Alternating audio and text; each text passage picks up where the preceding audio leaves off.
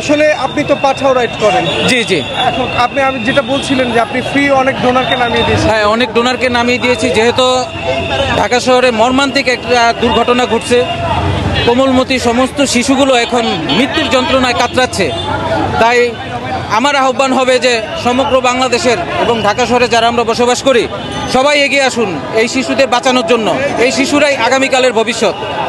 আপনি কয়েকজনকে ফ্রি নামিয়ে দিয়েছেন। হ্যাঁ, আমি এই পর্যন্ত যতজনকে পেয়েছি এটা মানবতার খাতিরে আমি সবাইকে বলছি, নিজে ডেকে বলছি যে আপনাদের 1 টাকাও দিতে হবে না, আপনারা শুধু আমার বাইকে চড়েন, আমি ফ্রিতে পানি ইউনিটে নামাই দিব। কয়জনকে নামিয়েছেন এই পর্যন্ত 5 থেকে 6 জনকে আমি নামাইছি।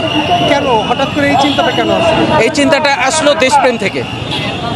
আপনি কি মনে করেন সবারই এই নিজের জায়গা থেকে উদ্যোগী হওয়া উচিত? হ্যাঁ, আমি মনে করি প্রত্যেকটা নাগরিকের তার নিজের জায়গা থেকে এই উদ্যোগ নেওয়া উচিত।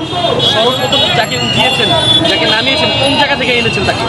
আমি তাকে ফার্মগেট থেকে নিয়ে আসছি। জি।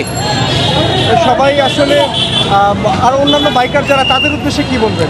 অন্যান্য বাইকার ভাইরা যারা আছে, হয়তো আমার মতো এরকম অনেকেই, আমি হয়তো একা না, এরকম অনেকেই হয়তো উদ্যোগ নিছে, হয়তো কারোর সাথে আমার দেখা হয় নাই। এবং যারা নেননি বলবো যে এরকম মহৎ কাজে সবাই এগিয়ে আসবেন। ধন্যবাদ। আপনাকেও ধন্যবাদ। জুয়েল আহমেদ।